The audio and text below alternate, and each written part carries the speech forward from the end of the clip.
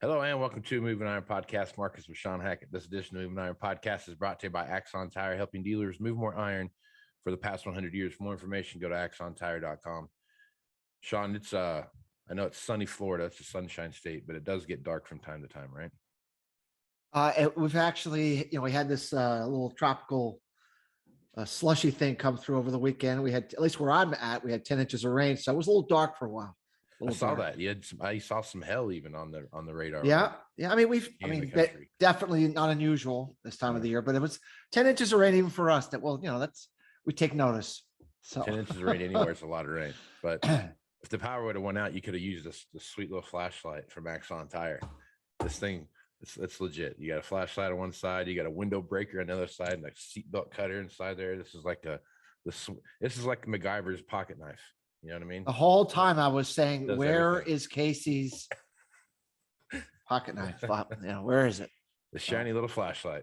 Yeah. Look at that. That thing's pretty sweet. I know. I'm waiting. I mean, I definitely need it now. Now I've been definitely given the signal. I need one of those. Now more than ever. But if you more than ever, all you have to do is send an email to marketing@axontire.com and they'll send that to you free in the mail. So just send an email to marketing@axontire.com with all your details, and they'll send one out to you as fast as it possibly can. Valley Transportation has been hauling ag and construction equipment across the country for the past 33 years. Call Parker at 800-657-4910 for all your trucking needs. At Valley Transportation, our goal is to help you reach yours. And no matter how you buy ag equipment, from a dealer, an auction, or a private party, AgDirect can help you finance it. You can even apply online at agdirect.com. Learn more about your financing options at agdirect.com. Shawn Hackett is with Hackett Financial out of Boca Raton, Florida, and he's nice enough to come on and talk about what's happening in the marketplace. So, Shawn, how you doing this morning? I'm really good. Drying out and excited for the week. So right on. 10 inches of rain, huh? So there's a lot of local flies flooding there, or is it just? Oh yeah, definitely some in the low-lying areas. I mean, every area is low-lying here, but there are lower-lying areas. Right. But especially Miami I used to live in Miami for 4 years, and they get pretty flooded out in some of those areas. So we had a good round of flooding, but not unusual. Don't want the media to make it out to be something that's not. This happens every year. It's just normal. Another day in South Florida. Huh? Another day in paradise. That's it. Right on. All right. Well, okay. So a couple things I want to hit on here. Out of nowhere, Russia has really kind of stepped up there. You know what? We're going to make sure everybody gets the grain that they need to get, because we don't want, we want to make sure, we want to be humanitarian about what we're doing here. Don't really want to give Ukraine too much of an opportunity to get any grain out, but we want to give them enough an opportunity to make us look better than we look right now. A couple articles popped up this morning I was reading through. Russia says there are 2 Ukrainian ports ready to ship again. That's coming from the Russians. That's not coming from the Ukrainians. So, two tells of two tape there. But I guess as like you talked about last time we had the podcast last Tuesday, the expectation is 0. So if one shipment of wheat gets out of that area, I mean, what's the market response going to be to that? Well, I mean, look, we got crushed late last week with the idea that maybe some grain would get out. Then we woke up on Sunday night. We saw that they bombed some terminal and a storage building that had grain in it, which said, well, maybe they're not really serious, but the meeting is still going on. Right. So yeah, I mean, I think anything other than nothing is bearish to the marketplace. How bearish, it really depends upon, how are they really going to ensure these ships can get in and get out? Who's going to load these ships? Who's going to police the ships? Who's going to mine the bombs, right, that are sitting in the water supposedly or not? Just a lot has to get worked out. I'm not saying it can't work out. And by the way, I'm praying that some grain does get out. I really am. So we'll see. I mean, this reminds me so much of the trade war, where every meeting, we had the market rally, and then the meeting took place and nothing happened, and we got crushed. We did this for 6 months, 9 months, and then finally everyone said, well, it's definitely not going to happen. And then it happened, and people still don't believe it. Right. And then they started buying, and then we had a demand-driven bull market, and everyone got left at the altar. Somewhere out there at some point, grain's going to move out of Ukraine again. I'm not smart enough to know when that moment is. And maybe this is just the building block, the starting point, the place where no one imagines anything can happen, that you got to start somewhere. So we'll just have to see. Obviously, the market's very confused. Hit hard last week, took off yesterday, doesn't know what to do. It's all over the place. The overriding theme for me, I try to predict what I think I can, and I try not to predict what I think I can. I can't predict what's going to happen with this meeting or not meeting. But what I can say is that harvest has just started in the US for winter wheat. Harvest has just started in Russia in winter wheat. And Russia has a record wheat crop, according to my work and according to research others have done. And so there's going to be plenty of wheat on the market that's going to be for sale from two regions that will sell it. So for now, regardless of what happens on Wednesday or not, I believe that the wheat market's going to stay in check. We're going to have some low-lying fruit. Farmers are going to sell off the combines. These are fantastic prices. And so if anything happens out of this meeting that's at all good of any sort, with these supplies coming onto the market, I just think it's a period that winter wheat prices can correct here, Casey, in the mid-late June. And then we're worried about some weather problems here in the US and in Europe that could re-excite the market. But for now, I think that the overall risk is for a correction here. So. Gotcha. Okay. So that's my next question. Just before we went on, started recording here, you sent out a new report. And that was the highlight of your report. There was basically, we've got some possible, mid-June to late June to mid-July, weather scares that could come up. And you've talked about this before, where it's not going to be a major, huge, colossal problem, but just enough to kind of get the market kind of stirred up a little bit. So talk about that a little bit. Well, in a year when we have very little old crop corn stocks, very little old crop soybean stocks, and very little old crop wheat stocks, you don't need a crop problem. You just need a worry. Right. We could have a crop problem, and market's going to go crazy because there's no tolerance this year for anything other than perfection. So even though I don't believe ultimately it'll land in a crop problem, and I think it's just going to be when you're a garden variety, 2-week weather scares, it scares the heck out of everyone, and then the weather gets back to good, and everyone realizes the crop's huge, and then we get the harvest lows. It could still create quite a spike trade. And so I guess the point I'm trying to make is if you're a livestock producer and you need some short-term grain, there could be a short-term opportunity to buy that here in mid-June, let's say late June. If you're a farmer that sold a bunch of grain and you're maybe wanting to maybe buy some of that grain back as a counter hedge, there could be something along those lines. The bigger picture is we still are heading lower, and we believe this year we're looking at early harvest lows instead of later. Late harvest lows would be like late September, October. Early harvest lows would be late August into the first part of September. The reason we're saying that is because of the late planting of many of the crops. We're going to be developing these crops much later in the season. And our initial work on the fall says that we're going to have a lot of rain in areas, meaning a lot of unfavorable harvesting conditions with too much rain and flooding. And we could have some frosts that kick in and clip a lot of the crop that normally would be far enough matured to not have an issue, but this particular year would be at risk to losing yield and quality at the end. So we think because of those reasons, we're looking at an earlier than later harvest low, but nonetheless, a decline that you as a farmer, as a producer, wouldn't want to, participate in without getting enough sales on the books. Right. So. Okay. All right. So let's talk about that. What you just talked about there. So the northern plains, they're still wet.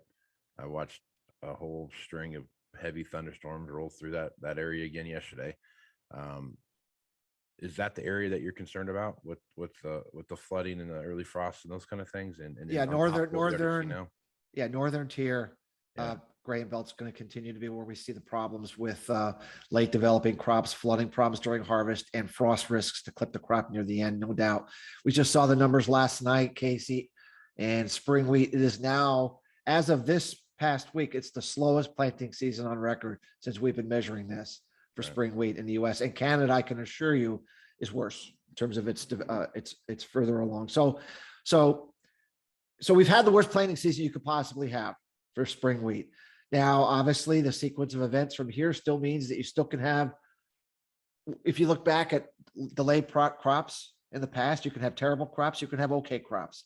It's still, weather's still very important from here, but nonetheless, you have definitely taken the top off what the crop could have been in terms of you're not going to get all the acres planted, which we'll find out at the end of the month of June, what we actually planted, which will be an important metric for all the markets.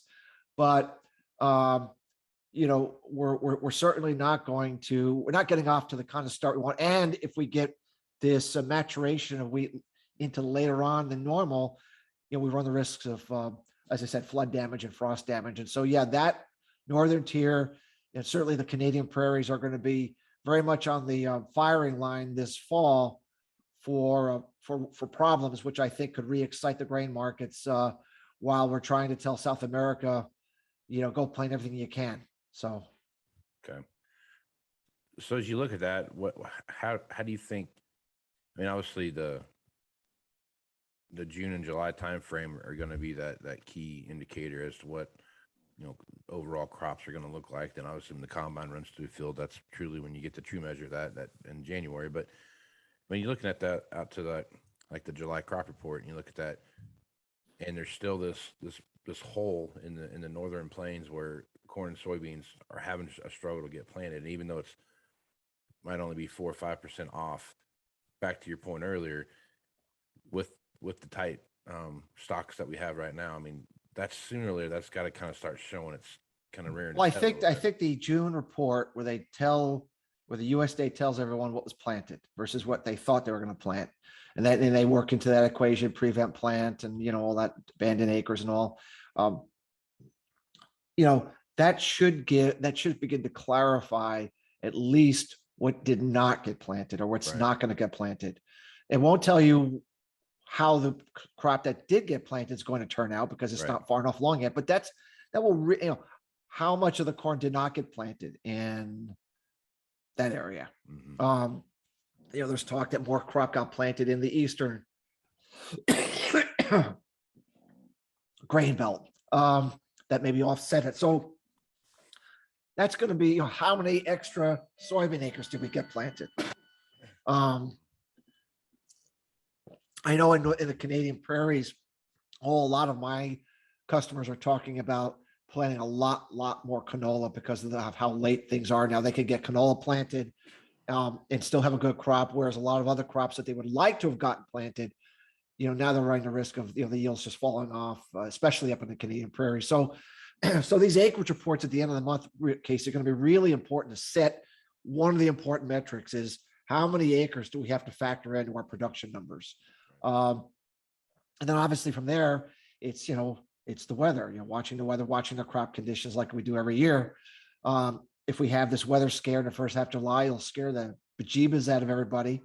But I think when we start looking out in the back half of July and August, cooler water weather is going to calm everybody down and get everyone to believe that the big crops are in, they're made. And now we have to factor in, doesn't mean abundant ending stocks, but something more than like no ending stocks. Right. You know, Yep. And as high priced as we are, the difference between no ending stocks and having some could be the difference between $8 corn and $6 corn or $5.50 corn. I mean, it can be dollars difference between those two realities. And that everyone has to remember, small changes in supplies at this high price mean a lot to the actual physical price moves right now. Right. So, okay.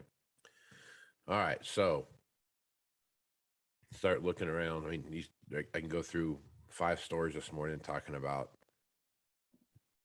big wheat producing countries like Kazakhstan, for example, that they're extending wheat export restrictions. And I mean so they're really tightening down those. I mean, to your point, I mean, stocks are tight and everybody sees that, and it's just going to continue to be right through harvest. It's just going to continue to be a kind of pins and needles. Well, that's why, situation. and that's why once we move some of this harvest supply onto the market from U.S.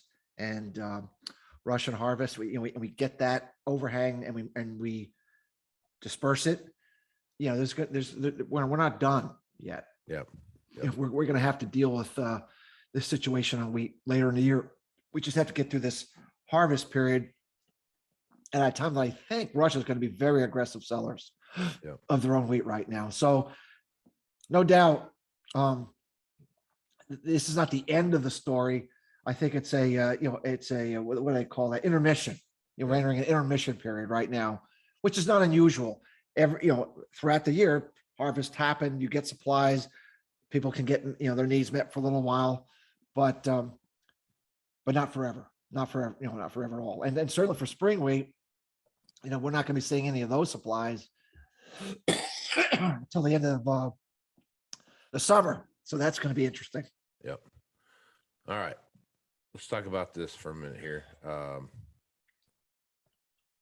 Cotton. In your latest report, you talk about cotton and what's going on there. And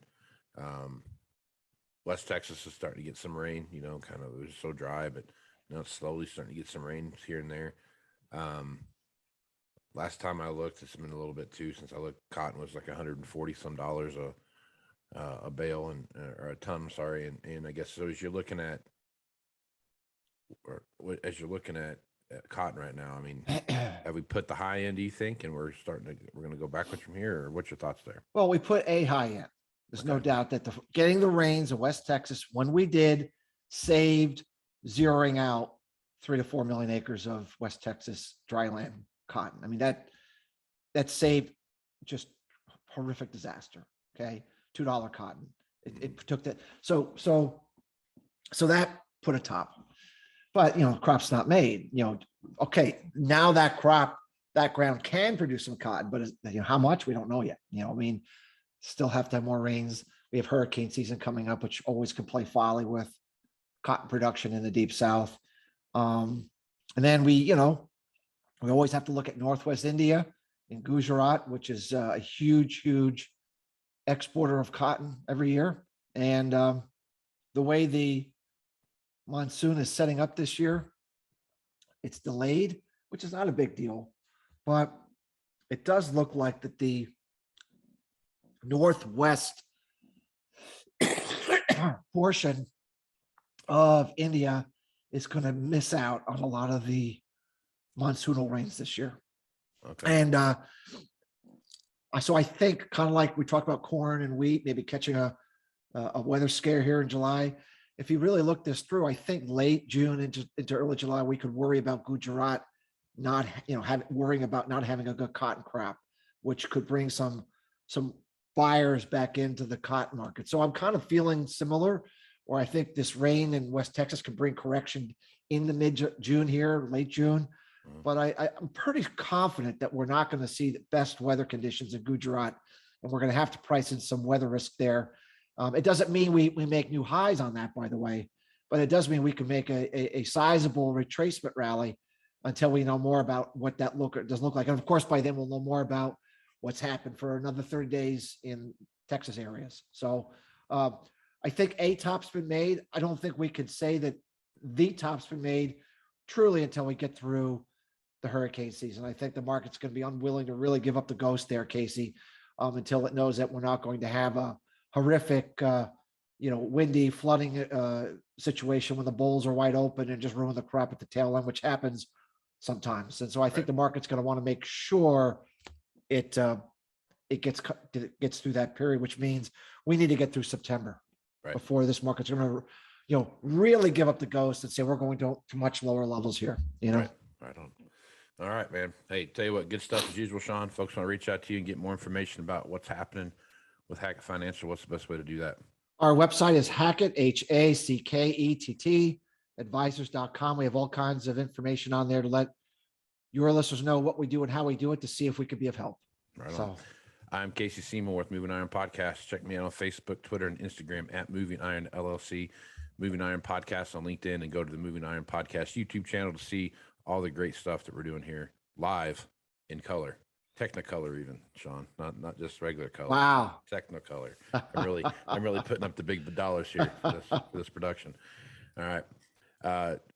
Moving Iron Podcast has a website, movingironllc.com, everything Moving Iron related there. You can check that out for the Moving Iron Summit information coming up September 6th, 7th, and 8th Nashville, Tennessee. If you need more information about that, that's not on the website, send me an email at movingironpodcast at movingironpodcast.com, and I will send that information back to you. So any dealer, who, no matter color or size, check that out and see if you can attend that. Shawn, appreciate you being on the podcast, man. Thanks, Casey. Really, really always enjoy being here, and we'll look forward to Thursday. Right on, man. So with that, I'm Casey Seymour, Shawn Hackett. Exclusive Iron, folks. Out. Moving higher in the 21st century. Hardworking people working hard for you and me. Moving higher, time and time again. Through the years, you'll find us here.